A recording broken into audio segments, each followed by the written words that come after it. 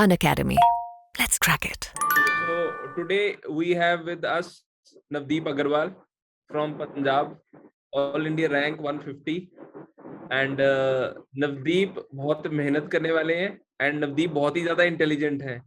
5 साल के गैप के बाद उन्होंने किताबों को दोबारा से उठाया और इतिहास रच दिया मैं कहूंगा, क्योंकि एक बहुत बड़ा गैप रहता है 5 साल का। पहले नवदीप इंडियन फॉरेस्ट सर्विसेज में थे, 2016 के बैच के टॉपर थे एंड अभी नवदीप उस समय में भी नवदीप अग्रवाल जब भी पेपर देते रहे प्रीलिम्स में बहुत स्कोर आता रहा है इनका, बट इस बार नवदीप का 150 स्कोर है एंड होपफुली नवदीप को आईपीएस मिल जाएगा। सो नवदीप आपका स्वागत है। Thank you sir. तो किस तरह का फील हो रहा है? मतलब सर बहुत अच्छा फील हो रहा है, सेलिब्रिटी वाला फीलिंग आ रहा है थोड़ा। मैं फिरोजपुर आया हूँ अपने घर पे, तो सारे रिपोर्टर्स और रिश्तेदार, सीनियर्स, बैचमेट्स सबके कॉल्स आ रहे हैं, तो रुक ही नहीं रहा है। मतलब एक अभी भी मैंने एयरप्लेन मोड पे कर लिया ताकि बीच में डिस्टर्बेंस ना ओके, हो। तो काफी अच्छा है सर। मतलब खुद को तो खुशी हो ही रही है, बट घर वालों को देख के, वाइफ को देख के, उनकी खुशी देख के और खुशी हो रही है, तो it's a good feeling. Navdeep 5 साल के बाद मतलब गैप में आप किताबें पढ़ते रहे, जैसे पॉलिटी, हिस्ट्री, ज्योग्राफी, इकोनॉमी?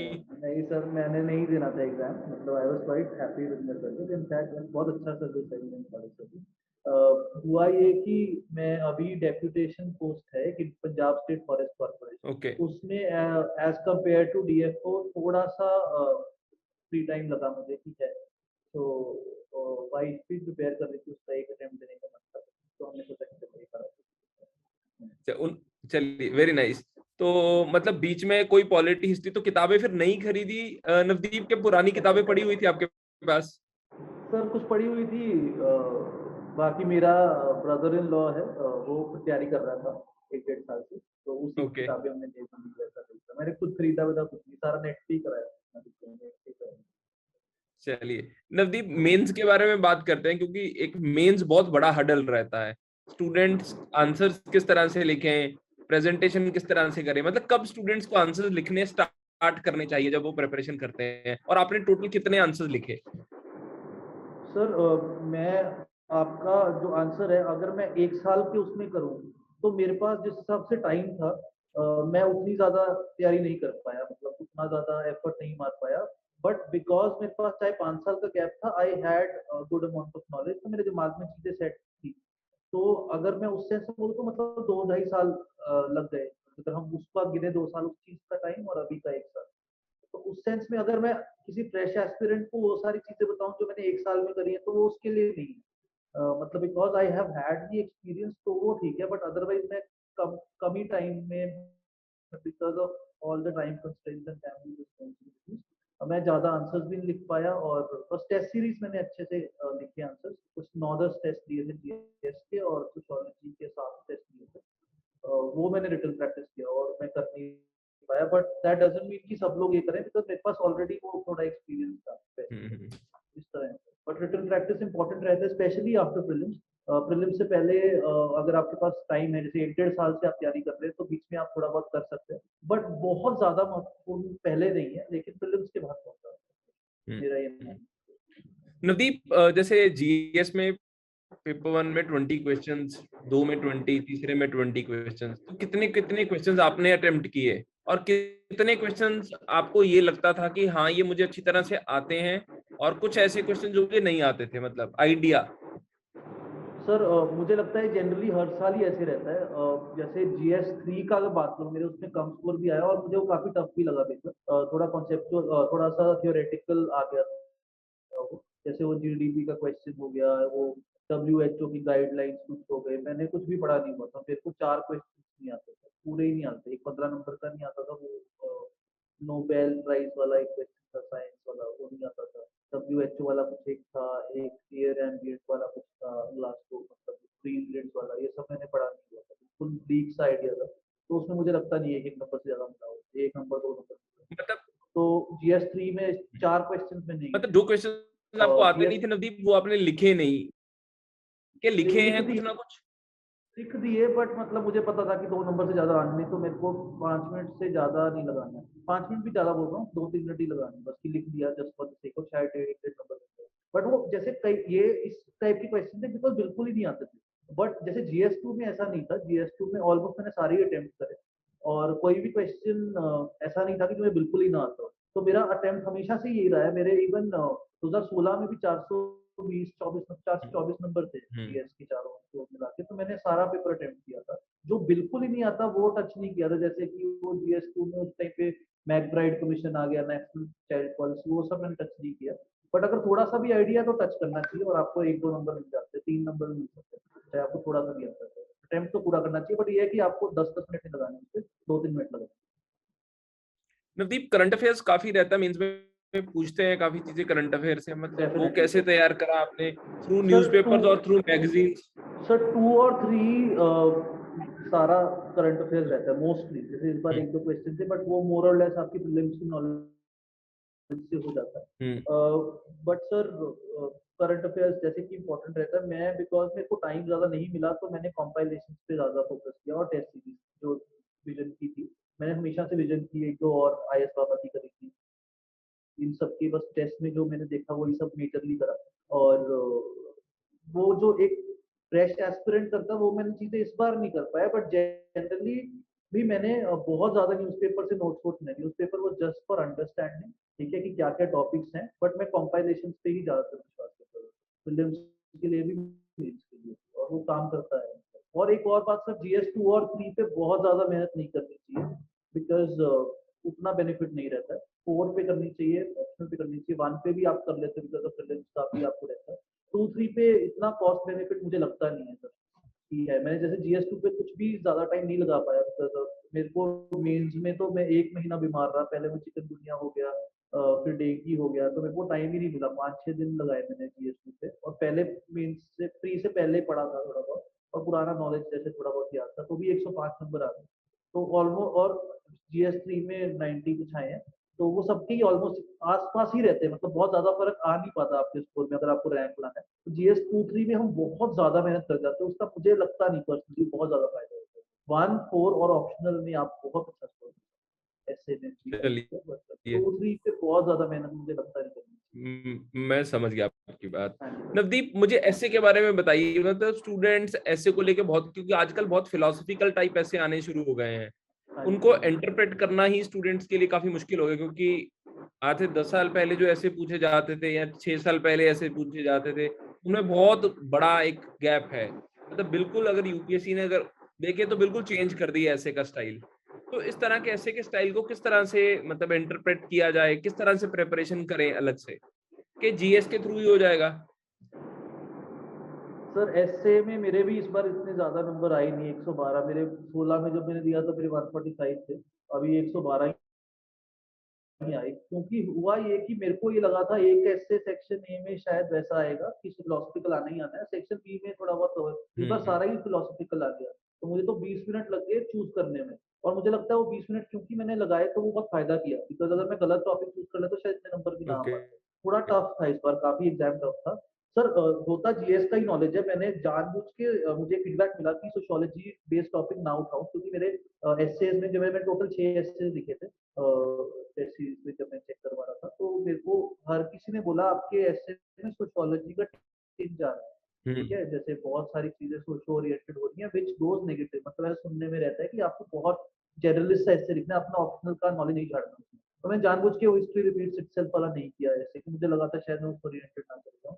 कोई भी एक टॉपिक मतलब जो आपको लगता है कि समझ आ गया आपको, उसमें फिर सर फिर मैं मेरा जो लिखने का स्टाइल वही रहता है, जीएस1 का क्या क्या चीज आ सकती है, 2 का क्या आता है, 3 का क्या आ सकता है, 4 का क्या आता है, तो उसमें सारा सिलेबस आपके दिमाग में वैसे ही रटा होता है। तो उसके साइड पॉइंट्स पे पहले आप पॉइंट्स लिख लेते हैं कि ये चीज है, फिर आपको धीरे धीरे आइडिया हो जाता है कि यार ये आप हटा सकते हो, ये हटा सकते हो। लिखना मोस्टली ये, मैं 2-3 लोगों से बोला, पूछा कि क्या लिखा है, मोर और लेस सभी लोग वही चीज ही लिखते हैं, बिकॉज नॉलेज वो है, बट थोड़ा सा प्रेजेंटेशन का फर्क पड़ जाता है कि स्टार्टिंग जैसे एक स्टोरी से कर सकते हैं, मैं हमेशा एक डायलॉग फॉर्म में, एक ऐसे डायलॉग फॉर्म में स्टार्ट करता हूँ, एक एनेक्डोट से करता हूँ, ओके। तो वो काम कर जाता है। मतलब थोड़ा सा प्रेजेंटेशन का रहता है सर उसमें, इंट्रोडक्शन थोड़ी सी कैची हो जाए, बाकी अंदर का मोर और लेस बस बहुत ज्यादा टॉपिक से डिविएट नहीं करना और प्रूव कर देना कि हाँ ये टॉपिक से रिलेटेड है, इतना ही है सर। फिलोसफिकल एसेज बिकॉज मेरे को लगता नहीं कि बहुत ज्यादा उस सेंस में लिखने की जरूरत है, फिलोसफी ढांढनी है, मतलब it is just about GS 1, 3, 2, 3, 4 की knowledge in a proper fashion. मतलब वही बाकी सफिशिएंट है। इलस्ट्रेशन से मैं, हाँ, इलस्ट्रेशन से बता पाऊंगा, ऐसे थोड़ा सा वेग लग रहा है तो वही है। बट मोस्टली मेरा यही रहता था कि 1 2 3 4 के सिलेबस के अंदर क्या क्या चीजें हम उसमें डाल सकते हैं, फिर एलिमिनेट किया जाता है कि ये चीज नहीं रेलेवेंट। तो ब्रेनस्टॉर्मिंग में टाइम लगाना चाहिए, और मतलब 1 घंटा पेपर में, आधा घंटा एक कैसे सोचने। चलिए, नवदीप कहते हैं कि पेपर 4 में ज्यादा पढ़ना चाहिए कि आंसर ज्यादा लिखने चाहिए? सर इसमें आंसर्स का काफ़ी रोल रहता है सर, पढ़ने वक्त अभी क्या हो गया, जिस टाइप के क्वेश्चंस आ रहे हैं बहुत कंटेम्प्रेरी क्वेश्चंस आते हैं, तो एग्जाम्पल्स का लिखना बहुत ज़रूरी है सर उसके अंदर। वो जो बेसिक हम किताबें वो सब बहुत ज़्यादा है। मैंने एक किताब है, एक टॉपर थे जो IRS है, उनकी किताब है डिकोड एथिक्स, उसमें मैंने पढ़ा था वो, सारी बुक एक बार रीड करी थी, बस वही मेजर सोर्स था मेरा। और एक दो टेस्ट सीरीज के मैंने एग्जांपल्स मैंने काफी नोट कर लिए थे, और एग्जांपल्स लिखने से मुझे फायदा, मेरे 108 नंबर आए। आई थिंक हाईएस्ट शायद ज्यादा होंगे, I am not sure, but 107 is also fine. Hmm. तो मैंने अटेम्प्ट पेपर सारा किया मतलब था, वो एक बहुत जरूरी है, तो मेरी एग्जाम्पल स्पीड अच्छी है। एग्जाम्पल तो ज्यादा लिखे आंसर्स में? बहुत बहुत ज़रूरी है सर, हर एक टॉपिक में एक एग्जाम्पल आपको, ऑनेस्टी का एक कंटेम्प्रेरी एग्जाम्पल, ट्रांसपेरेंसी का कंटेम्प्रेरी एग्जाम्पल, इमोशनल इंटेलिजेंस का कंटेम्प्रेरी। अभी जो क्वेश्चन आए थे काफ़ी डायनेमिक से थे आपको, जैसे एक क्वेश्चन था क्रिएटिविटी का क्या रोल है, उसमें आपको अगर लोग सोशल मीडिया पे रहते तो वो भी कई बार हेल्प कर जाता है। मैंने 2 3 आंसर्स अपने बैचमेट्स के लिखे थे उसके अंदर, ओके। तो मुझे लगता है कि हेल्प करता है। Sir examples are very important अगर अच्छा स्कोर करना, नहीं तो बहुत ही रिडंडेंट हो जाएगा। सब लोगों को पता ही है ethics क्या है, hmm. But examples will take you really time. Navdeep, आपको लगता है कि प्रीलिम्स में जिस तरह से आप अच्छा स्कोर करते रहे हैं, मतलब इस बार कितना स्कोर आया प्रीलिम्स का? इस बार कम आया सर, 102 पॉइंट समथिंग कुछ आया। बट फिर भी कट ऑफ के मैंने बहुत ऊपर है, 87 है जैसे मैंने कट ऑफ। 114 बनाया था अपना, 114 माइनस 12 नंबर आए ओके। हैं। वो चीज़ है।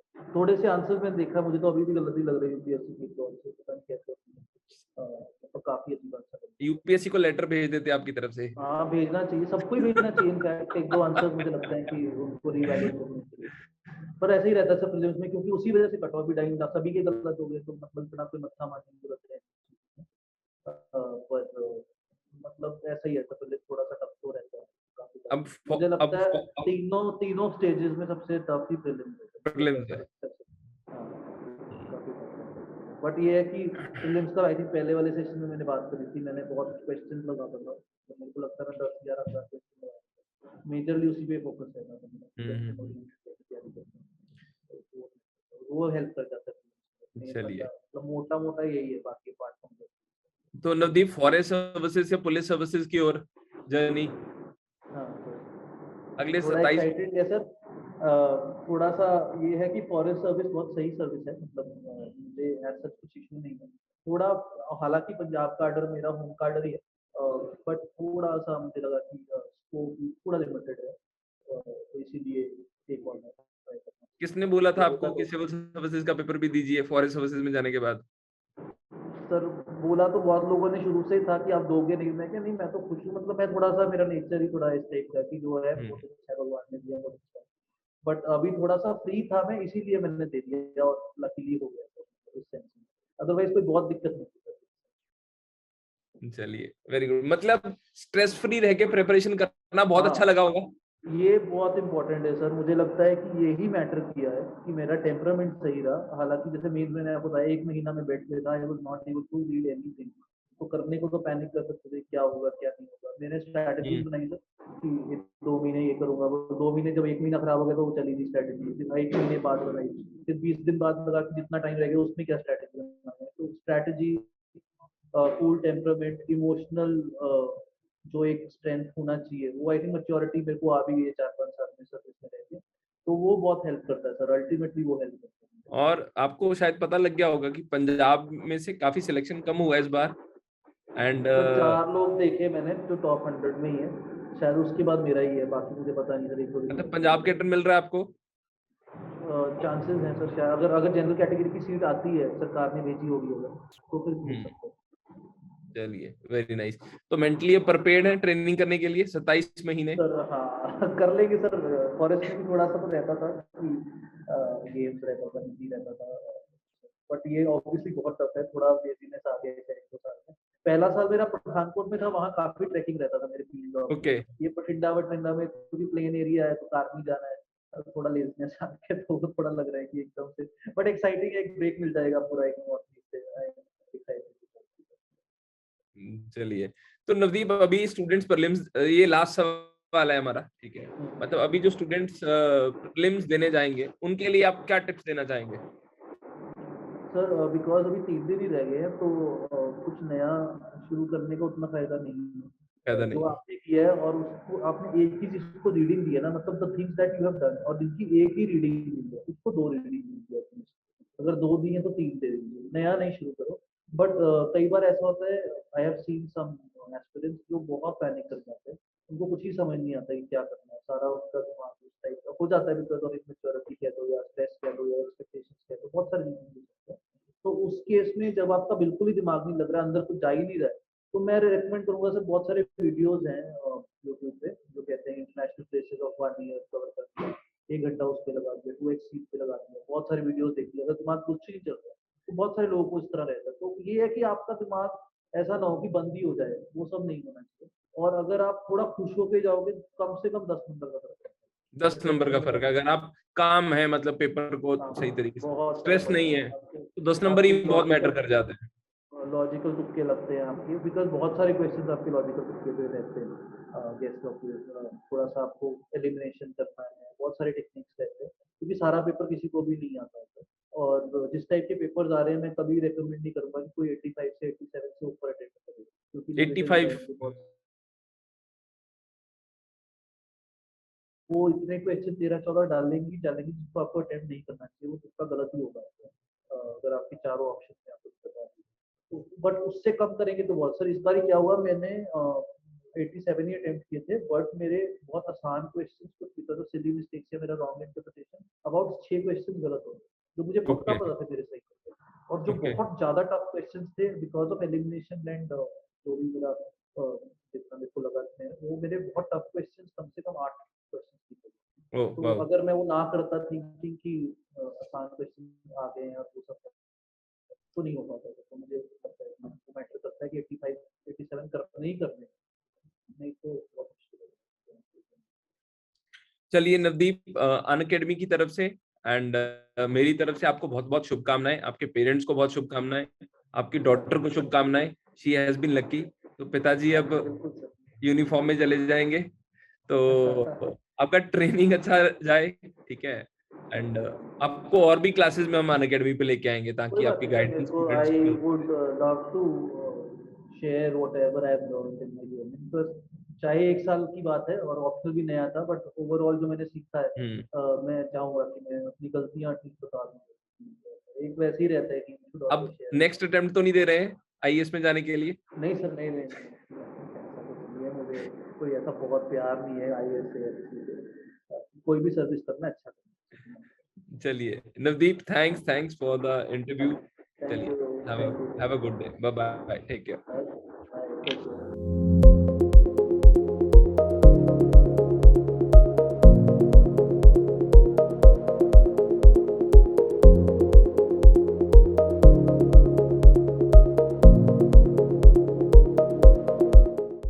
Unacademy.